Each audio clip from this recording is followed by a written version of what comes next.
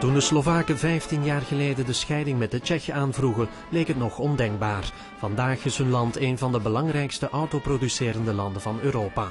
Op het eerste zicht gaat het sinds de scheiding dus veel beter, maar de gewone Slovaak denkt daar anders over. Rozjezd, to je utrpení dla vás?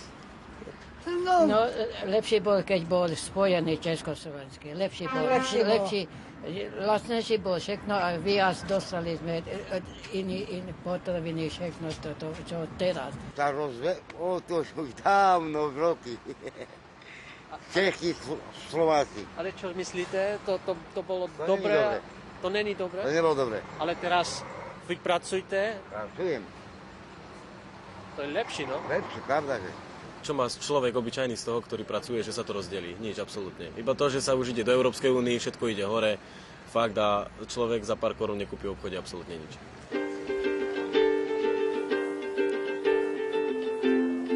In het oude centrum van Bratislava ontmoeten we Janko, een jonge Slovaak die Nederlands leert en ervan droomt om in ons land te werken.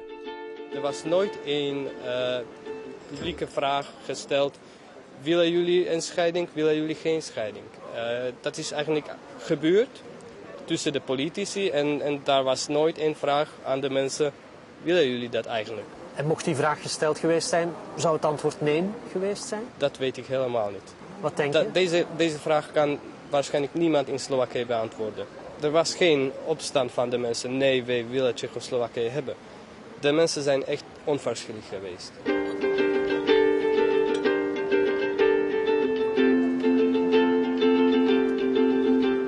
Prosím vás, my sme Belgičané a robíme reportáž na rozpad, na rozdelení Československa. No hádam nie so starou bábou.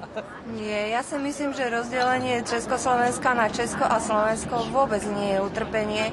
Konečne Slováci sú samostatný štát a rozhodujú si sami o sebe, ako bolo doteraz vždy za histórie Československa, rozhodovalo za Slovákov vždy niekto iný. U nás v Belgicku tam môže byť rozpad, rozdelený. No tak viete čo, keď máte problém v Belgicku, tak ma tam zoberte, ja sa tam nasťahujem, dobre? A keď sa rozhodnú, že si nemôžu zrovna tie dva, nemôžu si nájsť kompromisy, tak prečo si každý človek s tým druhým môže nájsť? Môžete aj z manželstva zrušiť. Som plakala. A čo? Prečo? No, že sme sa rozdelili. My sme boli zvyknutí na to Československo. Ja síce ešte aj áno. Na Česko áno.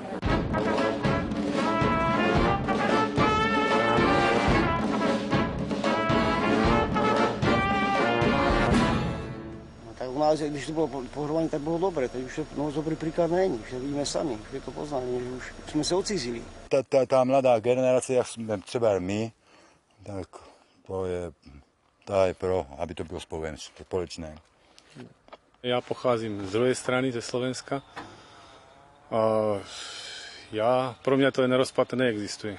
Ja vůbec ne, do toho ani nechoďte.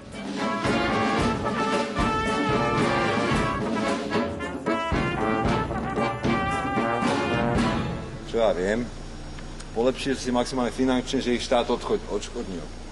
Takže štát im zaplatil buď český, alebo slovenský, podľa toho, kto kde ostal. Tí, čo sa odsťahovali, tým zaplatili Češi a tí, čo zostali, tým zaplatili Slováci. Nemáte nostálgiu? Prosím? Nemáte nostálgiu? Nie, takže čo ja viem. Net over de grens met Slowakije ligt Brno, de tweede grootste stad van Tsjechië. De welvaart ligt hier nog altijd zichtbaar hoger. Hier hoor je iets straffere taal dan bij de Slováken. No pokud vám mohu říct svůj vlastní názor, tak já jsem rád, že vypadli. Osobně, víte? Proč? No tak z mnoha důvodů. My jsme do nich investovali strašných peněz, vybudovali jsme tam průmysl a fůru věcí a dožili jsme se vděku, že když přišel Adolf Hitler, tak nás podfoukli. Nemůžou si až tak jakoby ten luxus, co máme my, jako dovolit. No. Tady přece jenom, když byla jedna společná kasa, tak na ně těch peněz jakoby zbylo víc, že jo? No, teď si myslím, že jdou spíš dolů. Ne? Bylo to smutné, no. Ale jako tragédie je, když odejde člověk, anebo někdo, nebo něco, co nejde nahradit. Ale jako tohle to neberu jako tragédii, protože člověk kdykoliv chce, má možnost sednout a jet se tam podívat. Veel Tsjechen beschouwen de Slovaken nog altijd als hun beste vrienden, maar toch. We maken kennis met Martin, een Tsjech die 6 jaar lang in ons land gewoond heeft. Wij hebben gewoon iets gedacht van, ja, de Slowaken willen scheiden, waarom niet? We geven die kans en we zullen zien. En iedereen geloofde dat eigenlijk na een tijd die Slowaken terug zouden keren naar de Tsjechië en zeggen van, oh grote Tsjechië, excuseer, we hebben een fout gedaan. Het is niet gebeurd. Helaas, of niet. Dat weet niemand. Is het een goed idee, splitsen? Ik denk van wel. Onze tocht door het oude Tsjechoslowakije eindigt in Praag. Voor velen nog altijd een symbolische plek waar Čechen en Slováken elkaar ontmoeten. Já jsem Čech z Prahy a to je Slovensko. Takže máte štěstí, že prostě ta je zrovna ze Slovenska. Češi a Slováci je ako váhy. Áno, a boli sme neposlušní, tak náš učiteľ nás rozsadil. Ale ja dúfam, že príde čas, keď znovu budeme spolu. Nevím, asi je to lepší.